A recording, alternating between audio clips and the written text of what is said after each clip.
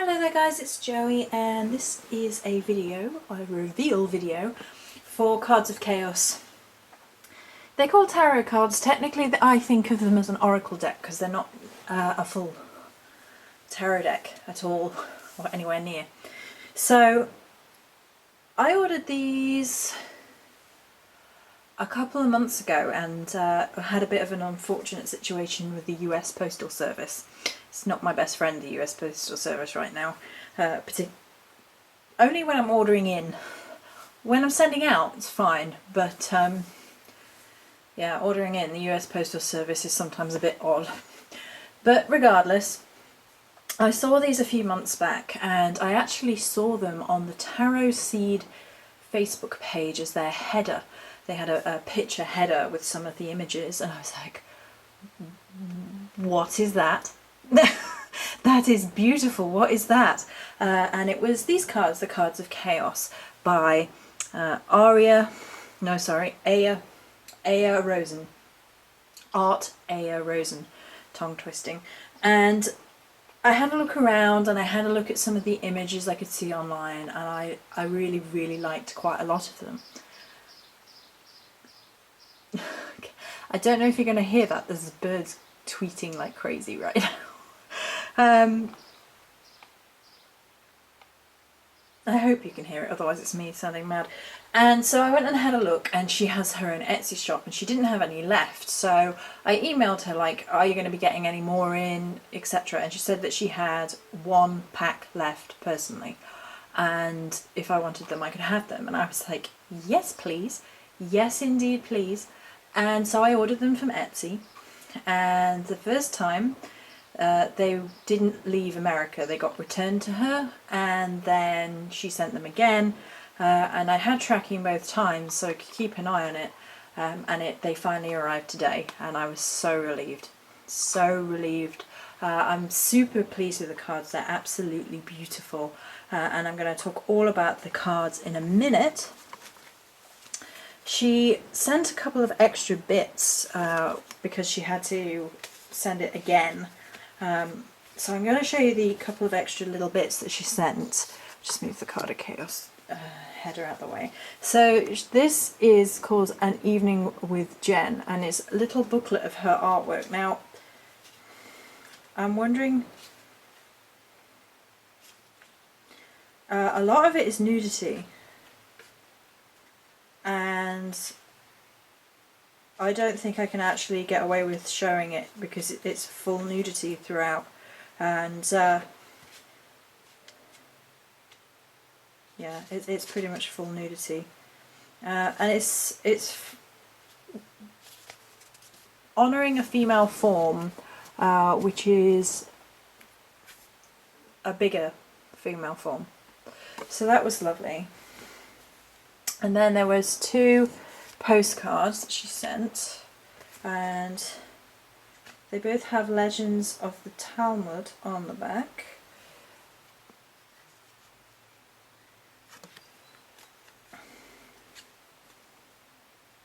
I like this one particularly, I think that's awesome. My absolute favourite little thing is actually a little business card of hers, I think. Yeah, it's a business card of hers, and it's the skeletal middle, if you like, rib cage and pelvis and spine, on this sort of aged effect background with light coming in, and I really actually like this. It's my kind of macabre. I was looking at another oracle deck today, and I was like, oh, and it was Oracle of Oddities. I want it so much, but they don't do tracking to anywhere apart from the US, and tracking here would be $72 alone before I've even paid for the cards. I was like, yeah, I can't really afford that, unfortunately. But so I was really happy that these actually showed up today, because I had just thought, you know, I really can't afford those macabre Oracle of Oddities cards, because that's just crazy shipping, and I don't want to risk non-tracked shipping. So when these showed up, and quite a lot of them have quite a macabre feel, and you'll see from the backs, that they have that little bit of an oddity and that little bit of a abstract and a little bit of a surrealism to them, and I really, really appreciate them. So let's get on to these cards in question. So I've shown you the title card already, you've seen that, and I'll just show you the box, because they come in like it's just like a deck of cards type box that you would get with the normal playing cards, and that's the kind of size they are, but it's kind of awesome. And I'm actually just going to pop that back in while I read to you the back of the box of cards, which is kind of the selling point of the cards and how the story of the cards is presented. So first she gives a quote from Terry Pratchett Masquerade, which I love Terry Pratchett. Nanny Ogg could see the future in a froth on a beer mug. It invariably showed that she was going to enjoy a refreshing drink which she almost certainly was not going to pay for.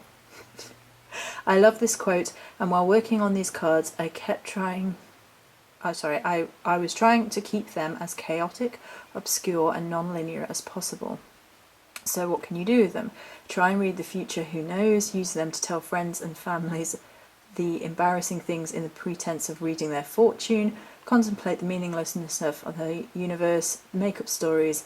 Pick a card every day and figure out how it relates to your current state of existence. Communicate with the spirits. So there's a sense of humour that goes throughout the written text on the back of the card box, but throughout the cards themselves, and it kind of plays into that tongue-in-cheek, sarcastic with elements of truth tone that you find in the Terry Pratchett books, very much so. So I related to that so quickly, so deeply, if you like, as well as the imagery, that I was like, I need these cards. I need these cards. I'm becoming a bit of an oracle deck freak. I can only work with very certain tarot decks because I think that's a much more elaborate process, but oracle decks I'm getting a bit freakish. Right, so this is the card back. Give that a minute. Most card backs are very simplistic. They tend to be to not take away from the art on the front. It tends to be very plain, very simple. This is the card back, and they are amazing. You have this almost tattoo art style, and you've got a mirror image of a skull and the rib cage, and then there's crystals growing out of the shoulder, and there's two snakes. These are actually snakes, I hope you can see, like Ouroboros style around the outside. And then you've got almost Monty Python-esque clouds here. And I can't tell you how much I love everything in this image. In the card back, for goodness sake, just the card back. So it has that kind of tongue-in-cheek, naughty humour to it. Monty Python-esque clouds. I love Monty Python. I don't know if younger minds will know of Monty Pythons. They may or may not. If you haven't checked out Monty Python, then you absolutely must do so immediately, if not sooner. The Knights Who Say Knee, that's all you need to know. It's not, you should check out all the Monty Python stuff, it's hilarious. And then there's the Ouroboros. Now, I'm a big lover of the Ouroboros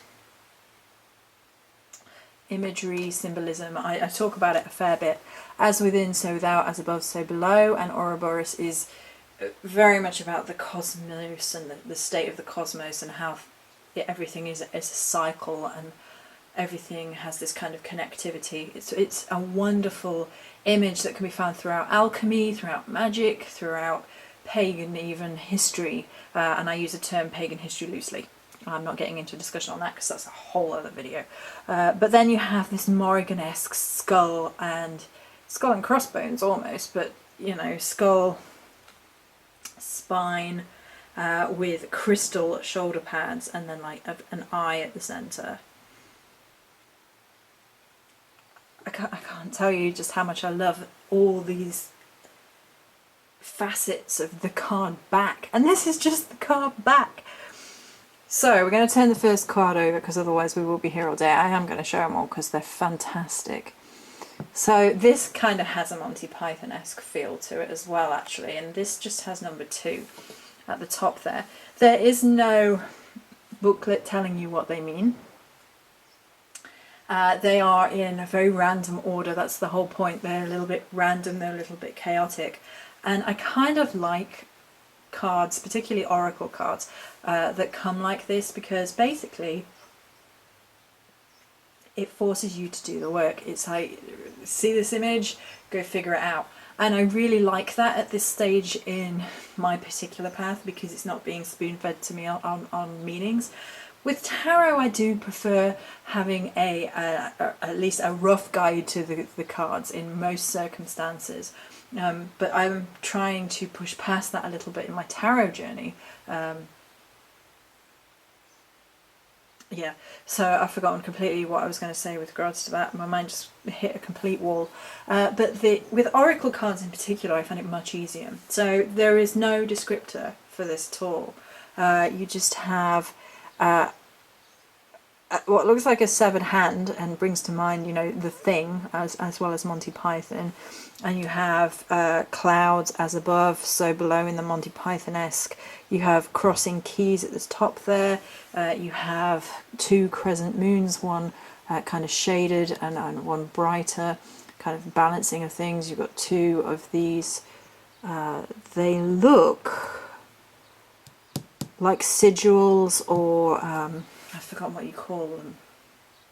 You know, when you get symbols on shields that represent the houses of a family crest, that's what I was going for. A family crest or a family sigil, that's what those look like down there, if you can see them here, and they are in opposition, so on either side things seem to be, you know, balancing one another out. And then you've got what looks very much like a thistle here. I could be here all day. This looks like pea pods, maybe. It's just a crazy, crazy image of connectivity, and it has the number 2, so that gives you a little bit of a clue. And there does seem to be 2 of everything in the image, to the point where he's holding up 2 fingers even. And you could, you know, make all sorts out of that. What that, to me, I mean, it looks very much like a peace symbol, or you know, turn it around and it's swearing, which is an interesting analysis actually, when you have the peace sign one way and swearing the other way. And the swearing the other way is to do with history of archers, I believe. I'm pretty sure that's what it was to do with. Anyway, we've got to move on, because otherwise I'm not going to get through these in any sort of timely manner. But this is exactly what I mean by getting enraptured by these cards. I'm going to go the other way actually, so I'm probably going the wrong way. So the next card is Enlightenment. Now, I'll give you a minute to have a think about this card, but I'm just give you a minute, because if you've been with me on the channel over the last week and a bit, then you'll be like, oh my god, Joe, really? Synchronicity. That's the star sign constellations in the background. This is the plough. I know that for certain. The other ones I'm not super knowledgeable about, but this is exactly what I was talking about maybe a week ago with the constellation sigils that came to me in my dreams. And this is on Enlightenment, and this is on a little box that's blasting out Enlightenment, which is crazy. There you go. So that's crazy to me. I've just realised that looking down the camera, that the constellations are right there, and that's really present in my life right now. We're going the other way because my absolute favourite card is on the end last, so I can finish on my absolute favourite card. So then we have this card, which it's definitely a cobra. I'm not entirely sure what the animal it's supposed to be fighting is, because when I first looked at it I thought it looked quite bear-like, but now looking at it, it could be wolf or dog-like. It's clearly a combat card. There is, like I said, no meanings. Absolutely no meaning. So I guess the meanings you give to things are what you give to them. Maybe if we can zoom out just ever so slightly. It's too far. Right about there. And then you have fire. Now this is a card with wording right in the centre, and a moth and a hare on either side. So look at that. So this is the mirror.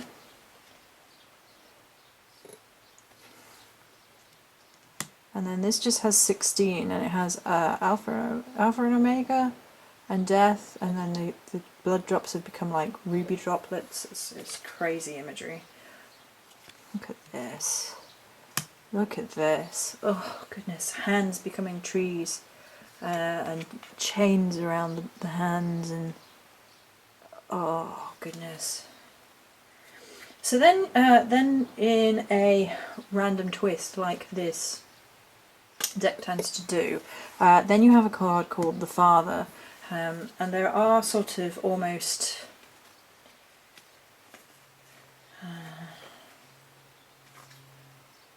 I think I'm just checking through, yeah, so there's actually like the king and the queen, and there's, I think there's one of each, as if it was tarot, because they are actually called a tarot cards, but like I said, they're oracle in nature. The City, so Poppy at the centre there, one of my favourites. The Mother. Courage.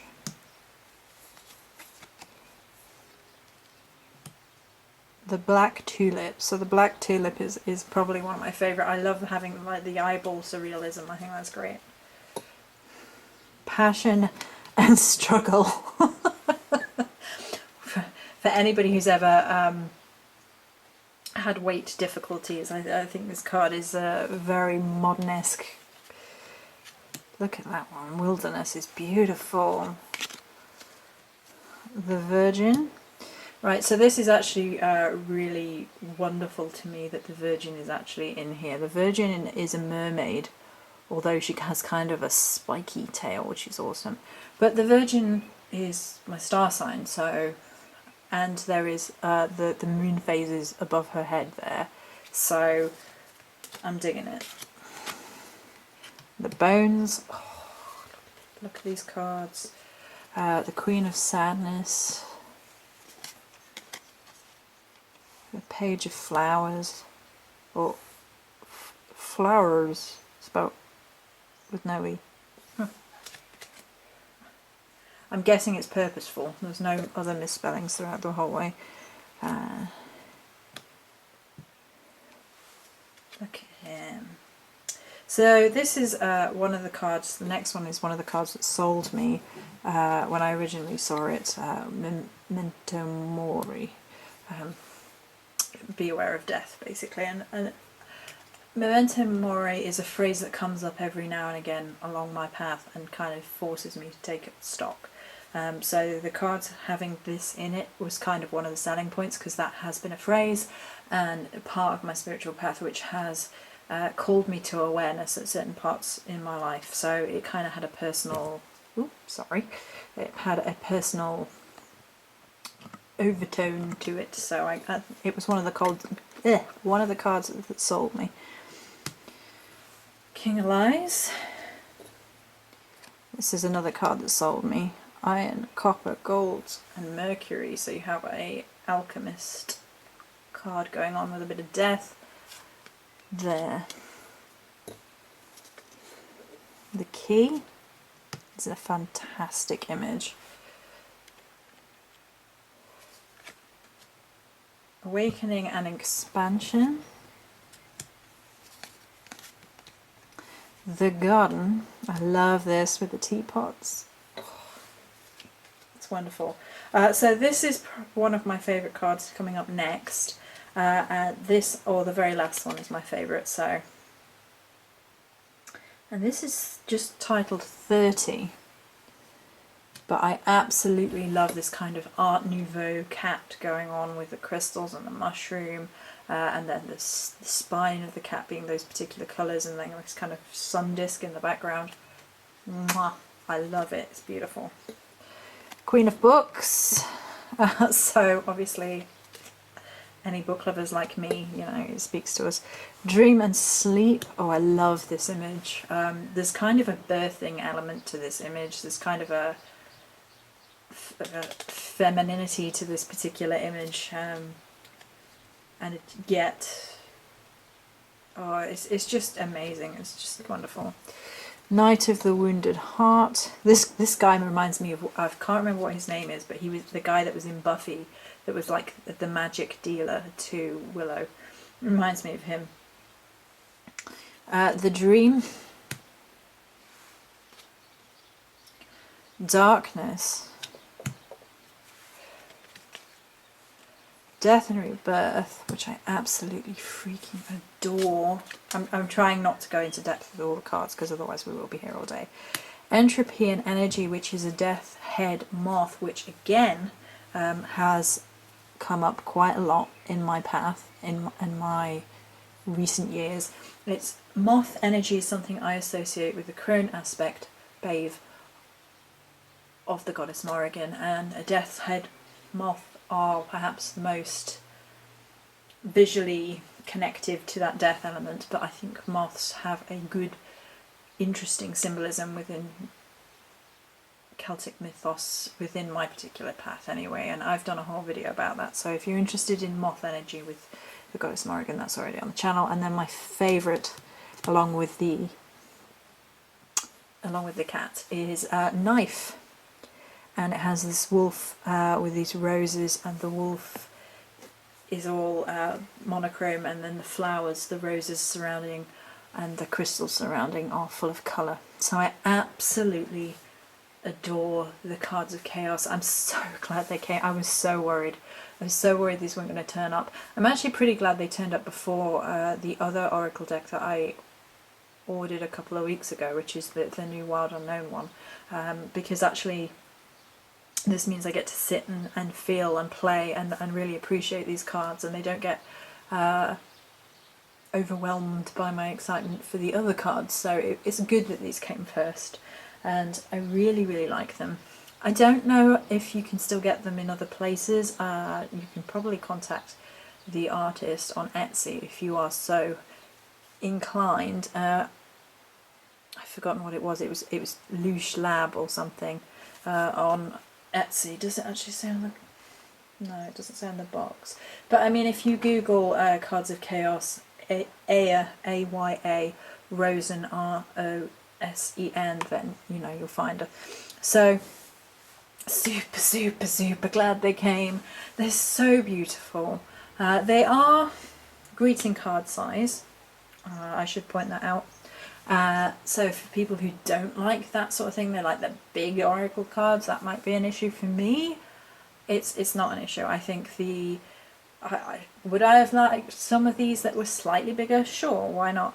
You know, it means you get a clearer image, but I think the images lend themselves really beautifully to this particular size, this particular presentation, and it gives everything a little bit more of a playing with fate feel, because the whole point of these cards is they are a little bit on the chaotic side, embracing like surrealism and imagery and all these different tones, to be a little bit sarcastic, a little bit cheeky, a little bit fun, that you can use them in an oracle sense, but it's reminding you not to take yourself too seriously, which of course we all take ourselves too seriously, and especially us earth signs take ourselves too seriously. And so it's good to have that reminder, you know. And I just think these cards are absolutely gorgeous, and I really wanted to share them with you guys because I'm so glad they came, so glad. So these are the Cards of Chaos, and that's it for this video. Many blessings.